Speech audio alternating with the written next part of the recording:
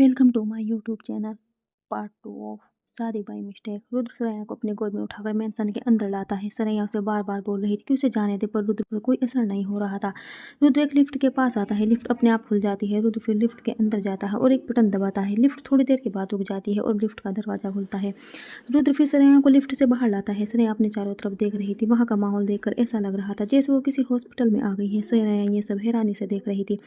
उसे नहीं पता था कि रुद्र के मेंशन में हॉस्पिटल भी बना हुआ है। रुद्र का मेंशन बहुत ही बड़ा था। उसके मेंशन में एक फ्लोर पर पूरा हॉस्पिटल बना हुआ था। रुद्र को भीड़ भाड़ वाले इलाके और बाहर के हॉस्पिटल में अपना इलाज करवाना बिल्कुल पसंद नहीं था। वो अपनी सेहत को लेकर बहुत ज़्यादा चिंता करता था, क्योंकि एक बार बचपन में पूरी तरह से बीमार पड़ गया था, जिस कारण उसे एक हॉस्पिटल में 1 महीने के लिए भर्ती किया गया था। वहाँ का माहौल बिल्कुल भी अच्छा नहीं था। वहाँ सफाई नाम की कोई चीज़ नहीं थी और वहाँ के डॉक्टर और नर्स भी पेशेंट पर जितना ध्यान देना चाहिए उतना ध्यान नहीं दे रहे थे। तब से रुद्र ने सोच लिया था कि एक दिन वो अपने लिए एक ऐसा घर बनवाएगा जहाँ सारी चीज़ें उपलब्ध होगी, जिससे उसे बाहर ना जाना पड़े। रुद्र के मेंशन में और भी बहुत सारे फ्लोर थे जहाँ लिफ्ट से जाया जा सकता था। रुद्र एक कमरे के सामने जाकर खड़ा हो जाता है। उस कमरे का दरवाजा अपने आप खुल जाता है। रुद्र सरैया को कमरे के अंदर ले जाता है। उस कमरे में और भी लोग मौजूद थे जिसने डॉक्टर के कपड़े पहने थे, मतलब वो सब डॉक्टर थे और सभी ने अपना सर झुकाया हुआ था।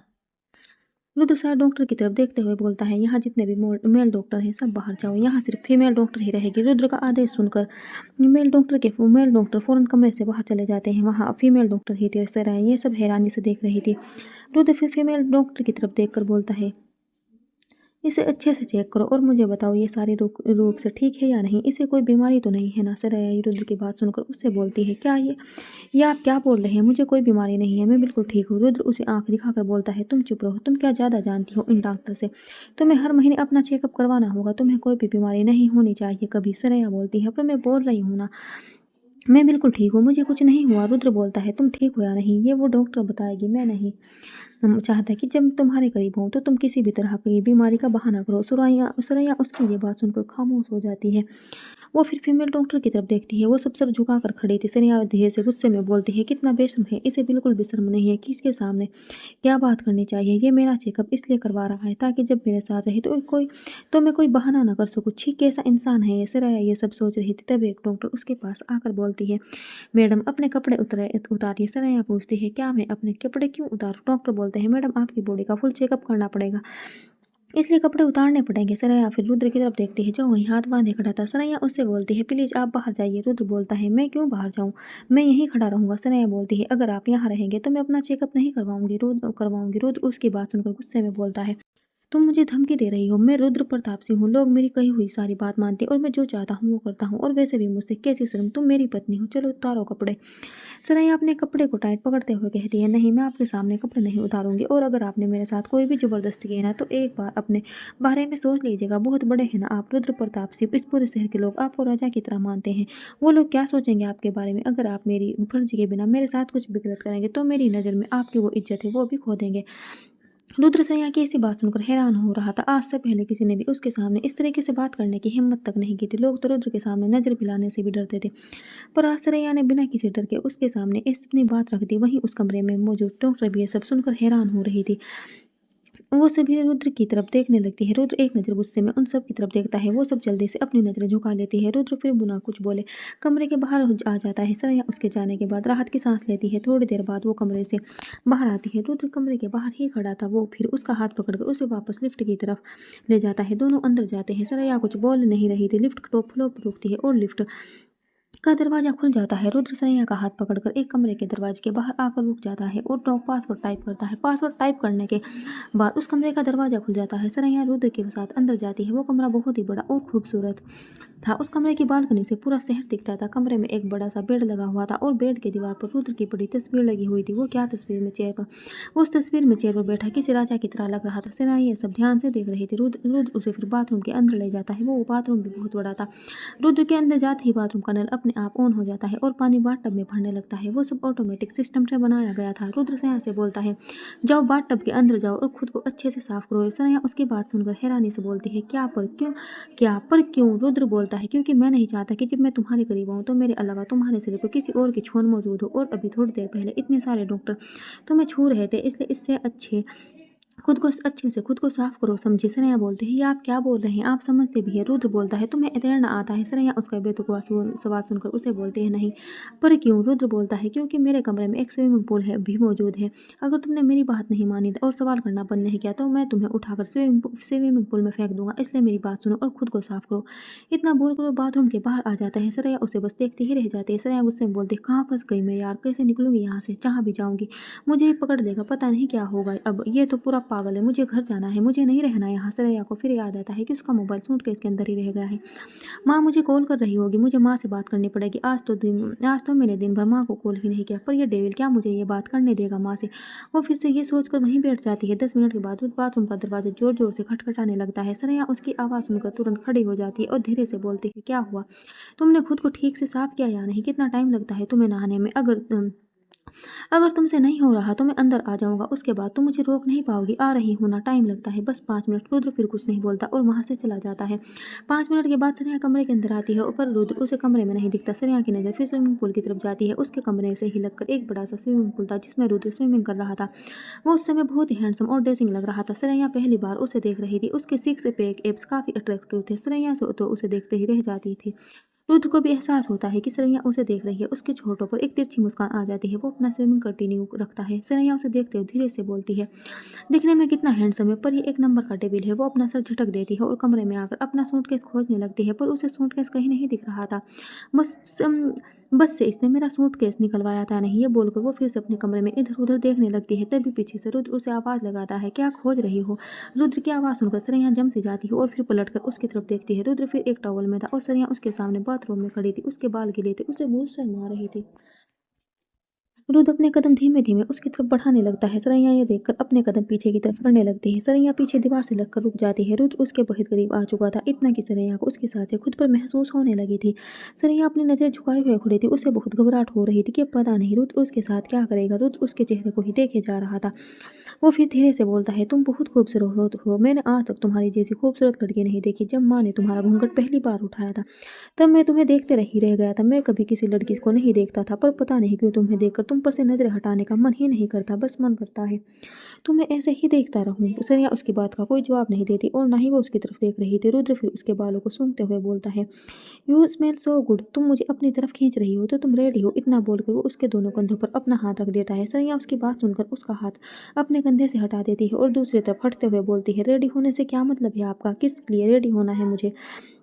रुद्र उसकी बात सुनकर मुस्कुराते हुए बोलता है, मैंने डॉक्टर से तुम्हारा फुल बॉडी चेकअप करवाया था ताकि जब मैं तुम्हारे करीब जाऊं तो तुम्हें कोई बीमारी का बहाना ना करो। और फिर मैंने तुमसे खुद को साफ करने के लिए कहा था ताकि मुझे तुम्हारे शरीर से किसी की छून महसूस ना हो। फिर भी तुम मुझसे ये पूछ रही हो कि तुम्हें किस लिए रेडी होना है? भूल गई आज हमारी फर्स्ट नाइट है तो रेडी होना। श्रेया उसकी बात सुनकर घबराते हुए बोलती है, देखिए रुद्र जी, मैं इस शादी को नहीं मानती। रुद्र उसको सुनकर गुस्से में बोलता है, कितनी बार ये बात बोलोगी? तुम क्या थकती नहीं हो? मैंने भी तुमसे कहा ना, तुम मानो चाहे ये ना मानो, पर मैं इस शादी को मानता हूँ और तुम मेरी पत्नी हो। आप भले ही मानते हो पर कानून भी इस शादी को नहीं मानेगी। वो क्यों? रुद्र, क्योंकि अभी मैं 20 साल की हूँ और जब तक मेरी उम्र 21 की नहीं हो जाती तब तक ये शादी गैर कानूनी होगी। तो आपको 1 साल इंतजार करना पड़ेगा जब तक आप मेरे करीब नहीं आएंगे और ना ही मुझे छूने की कोशिश करेंगे। रुद्र उसकी बात सुनकर पीछे हट जाता है और कुछ सोचने लगता है। सरैया मन ही मन भगवान को याद कर रही थी कि रुद्र उसकी बात मान जाए। रुद्र फिर उसकी तरफ देखता है और बिना कुछ बोले कमरे से बाहर चला जाता है। सरैया ये देखकर खुद में बोलते हैं, इस शैतान ने मेरी बात मानी या नहीं? बिना कुछ बोले चला गया। रुद्र के जाने के 5 मिनट बाद एक औरत फिर कमरे के अंदर आकर सर झुकाकर बोलती है, बहू रानी। सरैया उसकी तरफ देखती है। उस औरत ने हाथ में एक नाइट सूट पकड़ा हुआ था। वो नाइट सूट बिस्तर पर रखते हुए बोलती है, सर ने बोला है कि आप ये पहन लीजिए, पर मेरे कपड़े कहाँ है? मैं अपने कपड़े लेकर आई थी, मेरा सूटकेस वो कहाँ है? वो हमें नहीं पता, हमें बस इतना ऑर्डर मिला है कि हमें ये कपड़े आपको देने हैं। इतना बोलकर वो कपड़े रखकर चली जाती है। सरैया उन कपड़ों की तरफ देखती है। वो कपड़े दिखने में काफ़ी महंगे लग रहे थे। सरैया फिर बाहर दरवाजे की तरफ देखती है। दरवाज़ा खुला हुआ था। वो दरवाज़ा लगाकर जल्दी से कपड़े चेंज करती है और बेड पर लेटते हुए बोलती है, इससे पहले कि ये वापस आ जाए और फिर से फर्स्ट नाइट की बात करें, मुझे सो जाना चाहिए। ये बोलकर वो तुरंत कपड़े चेंज करके बेड पर लेट जाती है। 1 घंटे बाद रुद्र कमरे में वापस आता है। दरवाजे की आवाज़ सुनकर सरैया चादर को पकड़ लेती है। वे अभी तक सोई नहीं थी। शायद जगह बदलने के कारण उसे नींद नहीं आ रही थी या फिर रुद्र का खौफ था, ये तो वही जाने। वो मन ही मन बोलती है, रोज तो बेड पर जाते ही सो जाती हूँ, आज इतनी देर से सोने की कोशिश कर रही हूँ पर नींद नहीं आ रही और अब ये खड़ूस भी वापस आ गया। रुद्र सरैया की तरफ एक नज़र देखता है। वो फिर अलमारी से सैंपल निकाल कर पीने लगता है। सरैया को बहुत घबराहट हो रही थी। रुद्र फिर आकर बेड पर उसके बगल में बैठ जाता है और उसे देखने लगता है। सरैया उसकी पीठ उसकी तरफ पीट करके लेटी थी, पर अभी भी उसे अपने सिर पर रुद्र की नज़र फील हो रही थी। रुद्र अभी भी बिना पलक झपकाए उसे ही देख रहा था। उसके ऐसा देखने से रैया को बहुत ही अनकंफर्टेबल फील हो रहा था। रैया अपनी आंखें बंद किए हुई सोचने लगती है, ये मुझे ऐसे घूर क्यों रहा है, सो क्यों नहीं जाता। वो ये सब सोच ही रही थी कि तभी उसे अपने पेट पर हाथ महसूस होता है। वो समझ गई थी कि रुद्र ने उसके पेट पर अपना हाथ रखा है। रुद्र उसके नाइट सूट की डोरी खोल देता है और उसके पेट को अपने हाथों से दबाने लगता है। रैया चुपचाप बिना हिले वैसे ही लेटी हुई रहती है। उसे बहुत ज़्यादा घबराहट हो रही थी। रुद्र फिर उसकी कमर के नीचे अपना हाथ फेरने लगता है और उसके बाद वो अपना हाथ रैया के सीने की तरफ ले जाने लगता है। यह महसूस करते ही रैया अपने हाथ से चादर को और कसकर पकड़ लेती है और अपनी आंखें जोर से बंद कर लेती है। रुद्र फिर उसके कान के पास आकर उसके कान पे किस करके बोलता है, सो क्यों नहीं हो तुम रैया। उसकी आवाज़ सुनकर भी कोई जवाब नहीं देती। वो अपनी आंखें बंद करके सोने का नाटक कर रही थी। पर रुद्र भी अच्छे से समझ रहा था कि सरैया को नींद नहीं आ रही, वो बस सोने का नाटक कर रही है। रुद्र फिर अपनी उंगलियों को उसके गर्दन के पास घुमाते हुए बोलता है, अगर नींद नहीं आ रही तो हम कुछ और भी कर सकते हैं, मैं रेडी हूँ। पर क्या तुम रेडी हो? शायद वो करने से तुम्हें थकान के कारण जल्दी नींद आ जाए, तो शुरू करें। रुद्र की ये बात सुनते ही सरैया बहुत ज़्यादा डर जाती है। वो थोड़ी ही देर में वे सो भी जाती है। रुद्र फिर सरैया को अपनी तरफ करता है और प्यार से उसके चेहरे को निहारते हुए मुस्कुराने लगता है। थोड़ी देर बाद सरैया को अपनी बाहों में भरकर वो भी सो जाता है। अगली सुबह जब सरैया की नींद खुलती है और वो अपनी आंखें खोलती है तो देखती है कि रुद्र उसे ही देख रहा था। सरैया ये देखकर जल्दी से बैठकर मन ही मन सोचने लगती है, ये रात भर मुझे ऐसे ही घूर रहा था, बड़ा ही चिपको है, मैं भी कहाँ फंस गई। रुद्र उसके करीब आकर बोलता है, गुड मॉर्निंग। सरैया भी धीरे से उसे गुड मॉर्निंग बोलती है। रुद्र उसे भी घड़ी की तरफ देखने का इशारा करता है। सरैया घड़ी की तरफ देखती है, उसमें सुबह के 11 बज रहे थे। रुद्र उससे बोलता है, देखो तुम कब से सो रही थी, तो तुम क्या रोज इतने बजे ही उठती हो? नहीं, रोज मैं जल्दी उठ जाती हूँ, 9 बजे तक। रुद्र उसकी यह बात सुनकर हल्का मुस्कुराते हुए बोलता है, अच्छा बहुत जल्दी उठती हो तुम 9 बजे, पर मेरी एक बात ध्यान से सुन लो, कल से तुम 5 बजे उठोगी जब मैं उठता हूँ। सरैया उसकी बात सुनकर गुस्से में बोलती है, नहीं मैं 5 बजे नहीं उठूंगी, मुझे सोना बहुत पसंद है। रुद्र, और क्या पसंद है मेरी जान को? सरैया उसके मुँह से जान सुनकर तो बेहोशी होने वाली थी। वो फिर खुद को संभाल कर उससे बोलती है, और मुझे फास्ट फूड खाना पसंद है, जैसे गोलगप्पे और बाहर की चीज़ें। रुद्र, ठीक है, जैसे जो तुम्हें पसंद है ना, मैं तुम्हें वो सब कुछ करने दूँगा, पर बदले में मुझे भी कुछ चाहिए। सरैया उसकी बात का मतलब अच्छे से समझ रही थी। वो गुस्से में बोलती, आपकी सुई फिर से एक ही चीज़ पर अटक गई। ना देखिए रुद्र जी, 1 साल तक आपको इंतज़ार करना पड़ेगा। मैं क्यों इंतज़ार करूँ? क्योंकि तुम 20 साल की हो, इसलिए ये देखो। तो इतना बोलकर रुद्र उसके सामने एक सर्टिफ़िकेट आगे कर देता है, जिसमें सरैया की उम्र 21 साल की थी। सरैया हैरानी से उस सर्टिफ़िकेट को देखने लगती है। रुद्र उससे आगे बोलता है, लो अब तुम्हारा ये 1 साल वाला प्रॉब्लम खत्म, अब तुम मेरी हो गई हो और अब तुम मुझे खुद के करीब आने से रोक नहीं पाओगी। इतना बोलकर वो उसे अपनी बाहों में भर लेता है। सैया उसकी बाहों से अलग होने की कोशिश करते हुए बोलती है, आपको ये कहाँ से मिला? रुद्र उसे अपनी बाहों में और कसते हुए बोलता है, तुम्हें क्या लगा कि तुम रुद्र प्रताप सिर्फ से झूठ बोलोगी और उसे पता नहीं चलेगा? मुझसे झूठ बोलना मुश्किल ही नहीं, नामुमकिन है। मैंने पता लगाया था तुम्हारे बारे में और ज़्यादा मुझे मेहनत नहीं करनी पड़ी, आसानी से ये सर्टिफिकेट मिल गया। अपनी उम्र मुझसे छुपा रही थी, अब तो ना ये शादी गैर कानूनी है और ना ही हमारा रिश्ता, तो शुरू करे। सरैया उसकी बात सुनकर घबराते हुए बोलती है, देखिए रुद्र जी, प्लीज़ अभी ये सब के लिए मैं तैयार नहीं हूँ। अभी मेरी कॉलेज की पढ़ाई चल रही है, जब तक मेरी पढ़ाई पूरी नहीं हो जाती तब तक मैं ये सब नहीं कर सकती। और तुम्हारी पढ़ाई कब तक पूरी होगी? 6 महीने के बाद एग्जाम है, उसके बाद मेरी पढ़ाई पूरी हो जाएगी, तब तक आपको इंतजार करना पड़ेगा। रुद्र उसकी बात सुनकर हंसते हुए बोलता है, तुमसे किसने कहा मैं तुम्हें कॉलेज जाने दूंगा? सरैया उसकी ये बात सुनकर हैरानी से उसकी तरफ देखने लगती है। रुद्र भी उसे देख रहा था। सरैया की आंखों में फिर से आंसू आ जाते हैं। रुद्र ये देखकर जल्दी से उसे अपनी साइड में बैठा देता है और उसके आंसू पोंछते हुए बोलता है, अब तुम रोने क्यों लगी? कॉलेज जाना है ना, एग्जाम देना है, पढ़ाई करनी है, ठीक है चली जाना, नहीं रोकूंगा कॉलेज जाने से, पर मेरी कुछ शर्तें हैं, याद रखना। सरैया उसकी तरफ धीरे देखते हुए धीरे से बोलती है, कैसी रुद्र, तुम किसी लड़के से बात नहीं करोगे? दूसरी शर्त, मैं शाम को ऑफिस से घर आता हूँ और जब मैं आऊँ तो तुम मुझे मेरी आंखों के सामने चाहिए। तीसरी शर्त, तुम मुझे किसी बात के लिए नहीं मना करोगी। स्नेहा सुनकर उससे बोलती है, ये शर्त मैं नहीं मानूंगी, अगर मैं आपको मना नहीं करूंगी फिर आप जो मर्जी वो करेंगे मेरे साथ। रुद्र उसकी बात सुनकर गुस्से में उससे बोलता है, कहा ना वेट करूंगा जब तक तुम्हारे एग्जाम खत्म नहीं हो जाते, तब तक कुछ नहीं करूंगा, समझे? ठीक है, फिर आपको मेरी शर्त माननी पड़ेगी। रुद्र पहले तो उसकी बात सुनकर उसे हैरानी से देखने लगता है, फिर अगली ही पल वो हंसते हुए वापस उसे अपनी बाहों में भरकर बोलता है, इसलिए तुम मुझे इतनी ज्यादा पसंद हो, एक तुम ही हो जो मुझसे बिना डरे बात करती है, अपनी बात रखती है। तुम्हें मालूम है, आज तक मेरी लाइफ में जितनी भी लड़कियां आई, सब मुझे और मेरे पैसों को इस्तेमाल करने की कोशिश करती थी, इसलिए मैंने किसी लड़की को अपने पास आने नहीं दिया, पर तुम पहली लड़की हो जिसके पास रुद्र प्रताप सिर्फ आना चाहता है, पर तुम मुझे अपने करीब आने देती ही नहीं, और तुम जितना मुझे खुद के करीब आने से रोकती हो ना, उतना ही मेरी नज़र में तुम्हारे लिए प्यार बढ़ता जाता है। मुझे वो चीज़ हासिल करने में बहुत मज़ा आता है जिसे हासिल करना बहुत मुश्किल होता है।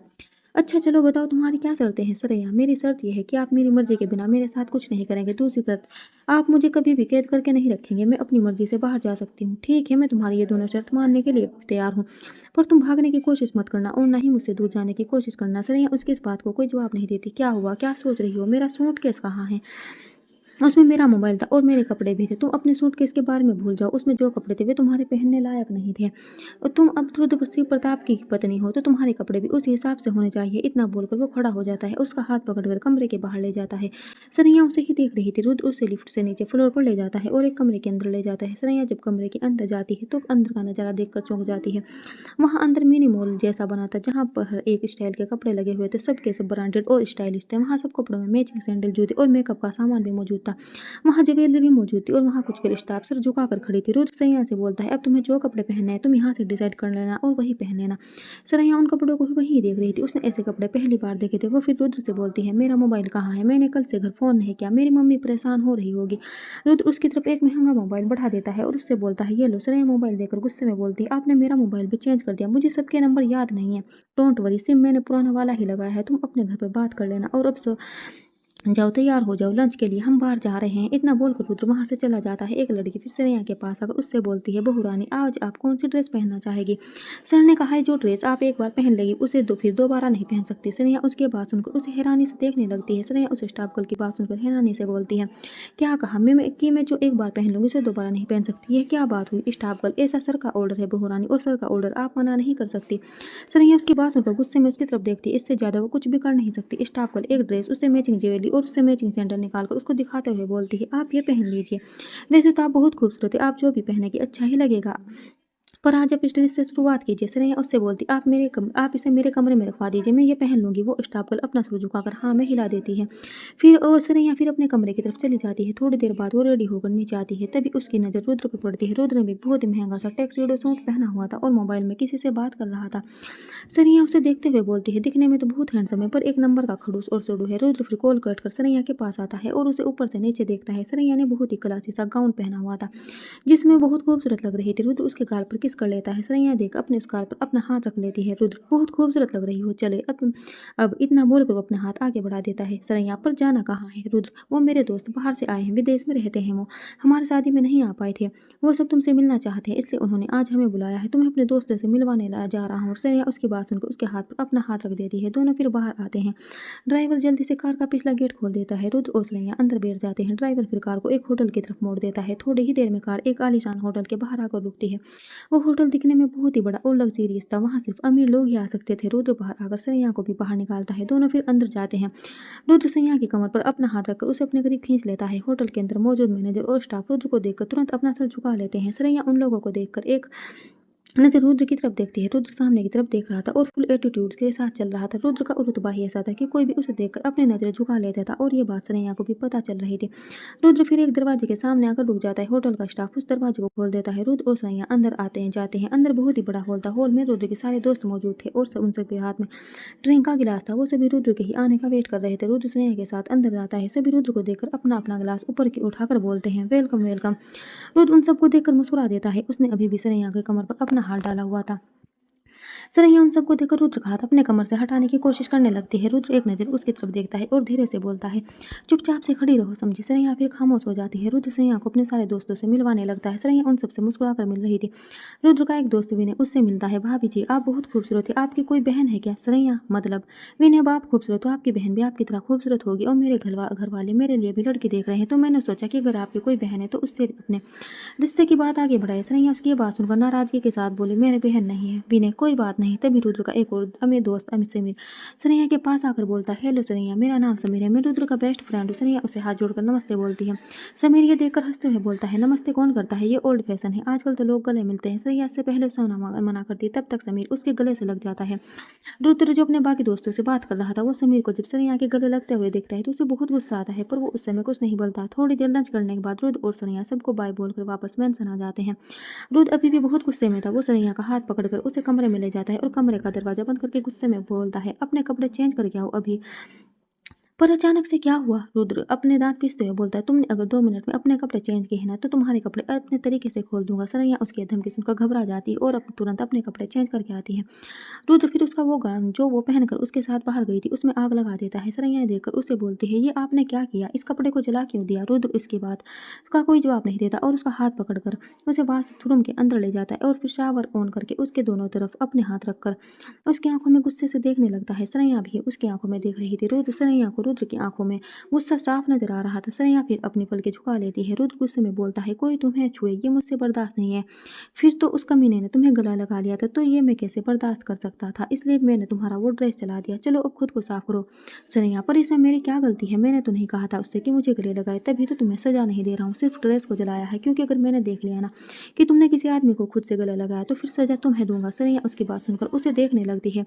वो फिर अपने हाथों से कोमलने लगती है। रुद्र उसे ही देख रहा था। थोड़ी देर के बाद रुद्र उसे बोलता है, बस हो गया, चलो अब। इतना बोलकर वो उसका हाथ पकड़ कर कमरे में ले आता है। फिर अपने अलमारी खोलकर अपना नाइट ड्रेस लेकर क्लोजेट रूम में चला जाता है। सरैया भी अपना नाइट सूट चेंज करके बेड पर बैठ जाती है। ना वो भी थोड़ी देर पहले हुई घटना के बारे में सोच रही थी। थोड़ी देर बाद रुद्र कमरे में आता है और उसके बगल में आकर बैठ जाता है। सरैया अपने ख्यालों में खोई हुई थी। उसका ध्यान ही नहीं था कि रुद्र उसके पास आकर बैठा था। रुद्र उसके चेहरे को देखने लगता है। सरैया अपनी सोच में डूबी हुई थी। रुद्र फिर उसके कंधे पर अपना हाथ रख लेता है। सरैया उसके अचानक छूने से घबरा जाती है और पीछे की तरफ खिसक जाती है। क्या हो गया? मुझे देखकर डर क्यों गई? मैं ही हूँ तुम्हारा पति, किसी और के बारे में सोच रही थी क्या? सरैया उसकी बात सुनकर अपना सर नाम हिलाते हुए बोलती है, नहीं, मुझे घर की याद आ रही है। मैं कुछ दिन घर जाना चाहती हूँ, कोलकाता। कहीं नहीं जाओगी तुम? क्यों नहीं जा सकती? क्योंकि मैं बोल रहा हूँ, मुझे तुम मेरी आंखों के सामने चाहिए होती हो और मैं तुम्हें कहीं कभी भी खुद से दूर जाने नहीं दूंगा। समझ आया तुम्हें? पर मेरे परिवार वालों को हमारी शादी के बारे में नहीं पता। मैंने अभी तक उन्हें कुछ नहीं बताया है। रुद्र बेड पर लेटते हुए बोलता है, तो बता दो। जितना जल्दी बता दोगी उतना अच्छा होगा और जितना लेट करोगी उतना तुम्हारे लिए मुसीबत होगी, क्योंकि मैं तो तुम्हें कहीं नहीं जाने दूंगा। सरैया उसकी बात सुनकर गुस्से में उसकी तरफ देखकर बोलती है, मैं जाऊंगी। रुद्र उसका हाथ पकड़ उसे अपनी तरफ खींच लेता है। सरैया, क्या कर रहे हैं आप? छोड़िए मुझे। रुद्र उसे अपनी तरफ करके उसके ऊपर आ जाता है। उसके दोनों हाथ उसको मजबूती से पकड़ लेता है। सरैया फिर से उसे बोलती है, रुद्र जी हटिए, आपको 1 साल इंतजार करना पड़ेगा। जब तक मेरे कॉलेज के एग्जाम खत्म नहीं हो जाते तब तक आप मेरे साथ कुछ नहीं कर सकते और मैं अभी इसके लिए तैयार नहीं हूँ। तो मैं कहाँ तुम्हारे साथ कुछ कर रहा हूँ? तो मुझे पता है कि मुझे 1 साल तक इंतजार करना है। डोंट वरी, 1 साल तक कुछ नहीं करूँगा तुम्हारे साथ। पर एक बार अगर तुम्हारे एग्जाम खत्म हो गए ना, फिर मैं खुद को नहीं रोकूंगा तुम्हारे करीब आने से। सरैया उसकी बात सुनकर अपनी नजर दूसरी तरफ फेर लेती है। रुद्र फिर उसके चेहरे पर किस करने लगता है।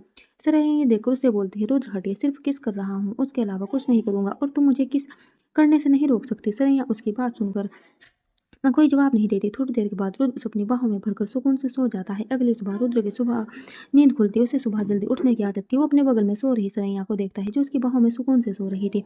रुद्र के होठों पर मुस्कुराहट आ जाती है। वो फिर प्यार से उसके माथे पर किस करता है। उसके किस करते ही सरैया अपनी आंखें खोल देती है। रुद्र उसके बेहद करीब था। रुद्र को अपने इतने करीब देखकर सरैया उससे दूर हटने लगती है। रुद्र ये देखकर उसे वापस अपने करीब खींचते हुए बोलता है, इतनी जल्दी क्या है जाने की? पहले मुझे गुड मॉर्निंग विश तो करो, उसके बाद चली जाना। सरैया जल्दी से जल्द उसकी पकड़ से छूटना चाहती थी, इसलिए उसे गुड मॉर्निंग बोलती है और वापस जाने के लिए उठ जाती है। रुद्र यह देखकर उसे वापस अपने करीब खींच लेता है और उसे अपने बाहों में भरते हुए बोलता है, ऐसे कौन गुड मॉर्निंग बोलता है जान? पहले मुझे प्यारा सा गुड मॉर्निंग किस दो, उसके बाद चली जाना। सरैया उसकी किस वाली बात सुनकर गुस्से में बोलती है, मैं आपको कोई किस नहीं देने वाली। रुद्र, ठीक है, फिर मैं भी तुम्हें ऐसे ही पूरे दिन अपनी बाहों में भर कर रखूंगा। मुझे बहुत अच्छा लगेगा, आज दोनों कमरे में ही रहेंगे। सरैया उसकी बात सुनकर मन ही मन उसे कोसते हुए बोलती है, बदतमीज, बेशर्म कहीं का, क्या मुसीबत है? अगर इसे किस नहीं किया तो मुझे सच में जाने नहीं देगा। रुद्र उसे ही देख रहा था। सरैया फिर उसके चेहरे की तरफ देखती है, उसके गाल पर किस करके बोलती है, गुड मॉर्निंग, अब छोड़ोगे मुझे? रुद्र मुस्कुराकर उसके माथे पर किस करके उसे छोड़ देता है। सरैया फिर बाथरूम में चली जाती है। Thanks for watching. Bye bye.